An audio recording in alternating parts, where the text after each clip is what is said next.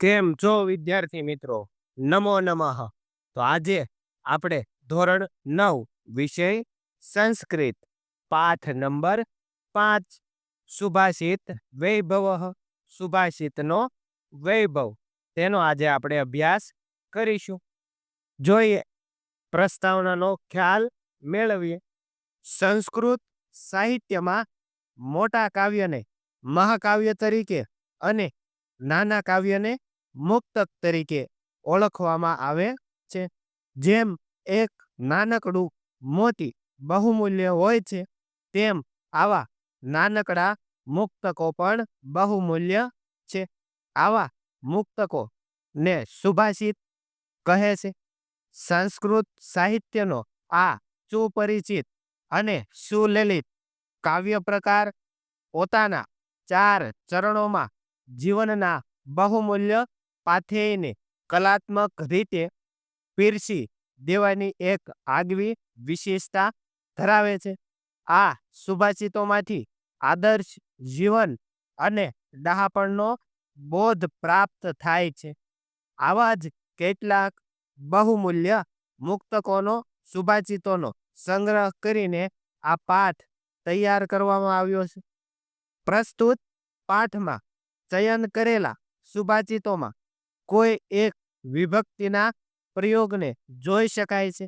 આવા વિભક્તિ પ્રયોગો એક બાજુ સંસ્કૃત ભાષાને શીખવા માટે ઉપયોગી થઈ પડશે, તો બીજી બાજુ તે સુભાષિતમાં ઉપદેશેલા પાઠકના ગોળ ચલાયમાન જગતમાં કીર્તિની ચિરંજીવિતા, સર્વ પાપોનું મૂળ લોભ, સ્વજન અને સાચા મિત્રની પરખ, તેમજ સજ્જન અને દુર્જનની લાક્ષણિકતાઓ જેવી બાબતોને આકારી કરી આપીને આ સુભાષિતો તમારા વ્યક્તિત્વને ઉજ્જવળ તથા ચારિત્રવાન બનાવવા માટે પૂરતી પ્રેરણા આપશે. મિત્રો, પહેલા શ્લોકથી શરૂઆત કરીએ. માધુર્યમ અક્ષર વ્યક્તિ પદચ્છેદસ્તુ સુસ્વર ધૈર્ય લય સમર્થ ચ સડે તે પાઠકા ગુણા. જોઈએ હવે અનુવાદ. માધુર્યમ એટલે કે મધુરતા, અક્ષર વ્યક્તિ એટલે કે અક્ષરની અભિવ્યક્તિ, પદચ્છેદસ્તુ એટલે કે પદોનું વિભાજન, સુસ્વર એટલે કે સારો અવાજ, ધૈર્ય, લય સમર્થ ધીરજ અને લય, ષડે તે પાઠકા ગુણા આ 6 વાચકના ગુણો છે. મધુરતા, અક્ષરની અભિવ્યક્તિ, પદોનું વિભાજન, સારો અવાજ, ધીરજ અને લય આ 6 પાઠકના ગુણો છે. જોઈએ હવે બીજા નંબરનો શ્લોક. ચલમ વિતમ ચલમ ચિતમ ચલે જીવિત યૌવને ચલાચલ મિદમ સર્વે કીર્તિરેવ હિ જીવિતી. બીજા નંબરનો શ્લોક છે. ચલમ વિતમ એટલે કે ધન છે એ સંચળ છે. ચલમ ચિતમ એટલે કે મન છે એ સંચળ છે. ચલે જીવિત યૌવને એટલે કે જીવન અને જુવાની છે એ કેવી છે? સંચળ છે. ચલાચલ મિદમ એટલે કે આ બધું છે એ આવજા કરનારું છે. સર્વ કીર્તિ રેવહી જીવતે એટલે કે જેની પાસે આ બધી જ વસ્તુ છે, કીર્તિ છે, તે જ જીવે છે. એટલે આખા જ શ્લોકનો અનુવાદ છે એ આમ થાય છે કે ધન સંચળ છે, મન સંચળ છે, જીવન અને જુવાની સંચળ છે. આ બધું આવજા કરનારું છે. જેની પાસે કીર્તિ છે તે જ જીવે છે. મિત્રો, તમે ફોટા છે એ જોઈ શકશો. જોઈએ ત્રીજા નંબરનો શ્લોક. મક્ષિકાહ વ્રણમ ઇચ્છન્તિ ધનમ ઇચ્છન્તિ પાર્થિવાહ નીચાહ કલમ ઇચ્છન્તિ શાંતિમ ઇચ્છન્તિ સાધવાહ. એટલે કે મક્ષિકાહ વ્રણમ ઇચ્છન્તિ એટલે કે માખીઓ જખમ ઈચ્છે છે. ધનમ ઇચ્છતિ પાર્થિવાહ એટલે કે પાર્થિવાહ એટલે થાય રાજાઓ, એટલે કે રાજાઓ છે એ પૈસા ઈચ્છે છે. નીચાહ કલમ ઈચ્છતી એટલે કે હલકા પ્રકારના જે લોકો છે એ પોતે ઝઘડો ઈચ્છે છે.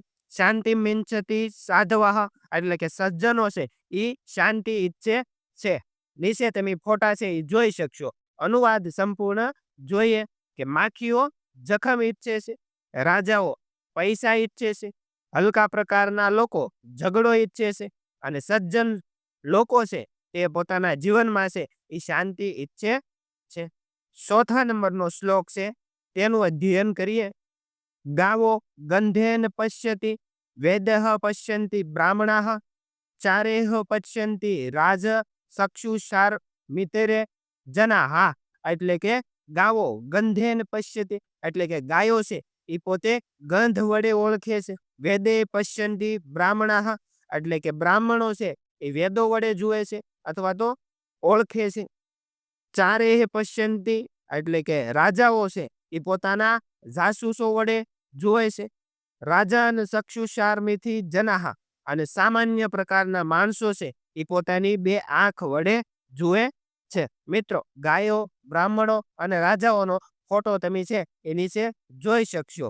જોઈએ હવે 5મા નંબરના શ્લોકનું અધ્યયન કરીએ.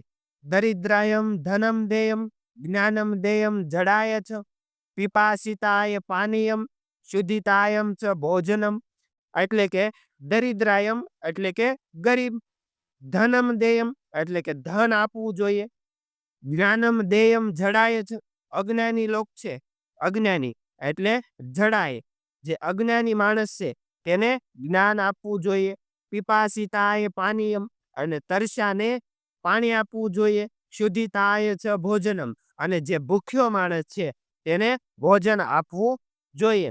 આખા જ શ્લોકનું અનુવાદ છે એ વિદ્યાર્થી મિત્રો આવી રીતે થાય છે કે ગરીબને ધન આપવું, અજ્ઞાનીને જ્ઞાન આપવું, તરસ્યાને પાણી આપવું અને ભૂખ્યાને ભોજન આપવું. 6થા નંબરનો શ્લોક છે તેનું આપણે અધ્યયન કરીએ. લોભાત ક્રોધઃ પ્રભવતી લોભાત કામઃ પ્રજાયતે લોભાનમાં મોહોચ્ચ નાશસ્વ લોભઃ પાપસ્ય કારણમ એટલે કે લોભથી છે એ ક્રોધ ઉત્પન્ન થાય છે. પ્રભવતી લોભાત કામઃ પ્રજાયતે અને લોભથી નવી નવી કામનાઓ, કામનાઓ એટલે ઈચ્છાઓ છે એ જન્મે છે. લોભથી મોહ અને નાશ થાય છે. લોભ છે એ મિત્રો પાપનું કારણ છે. તમે નીચે ધનવાન વ્યક્તિનો ફોટો જોઈ શકો છો અને છેવટે જે કાંઈ સમગ્ર લોકજીવન છે એ નાશ થાય છે, બળીને રાખ થઈ જાય છે. એટલે કે લોભ છે એ શું છે તો કે પાપનું કારણ છે.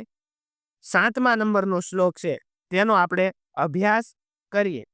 તક્ષકસ્ય વિષમ દંતે મક્ષિકાયસ્ય મસ્તકે વૃષિકસ્ય વિષમ પુચ્છે સર્વાંગે દુર્જનસ્ય તતઃ.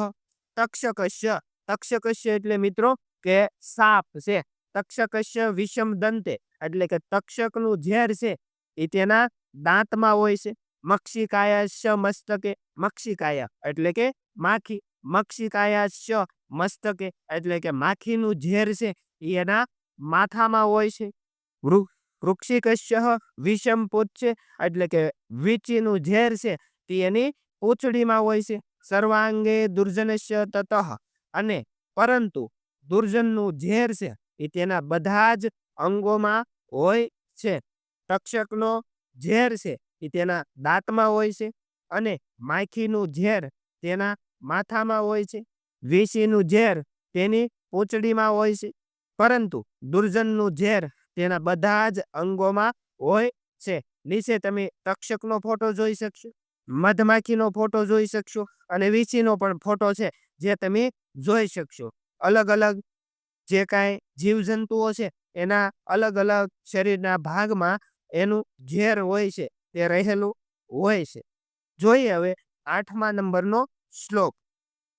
ઉત્સવે વ્યસને ચેવ દુર્ભિક્ષે શત્રુ વિપ્લવે રાજદ્વારે સ્મશાને ચ યસ્તિષ્ઠતિ સહ બાંધવઃ એટલે કે જે માણસ ઉત્સવ વખતે સંકટમાં, દુકાળમાં, શત્રુઓ સાથેના યુદ્ધમાં, રાજદરબારમાં અને સ્મશાનમાં આપણી સાથે ઊભો હોય તે આપણો સાસો ભાઈ છે. એટલે કે આપણી સાથે જે મુશ્કેલીમાં આપણી સાથે રહેશે, ખંભાથી ખંભો મેળવીને, તે જ આપણો સાસો છે. એ મિત્ર અથવા તો ભાઈ હોઈ શકે. થેન્ક યુ મિત્રો. વિડીયો ગમ્યો હોય તો સબસ્ક્રાઈબ કરવાનું ભૂલતા નહીં. જેમ બને એમ વિડીયોને આગળ ને આગળ તમારા મિત્રો સુધી પહોંચાડવા વિનંતી. આભાર. Thank you. ધન્યવાદ.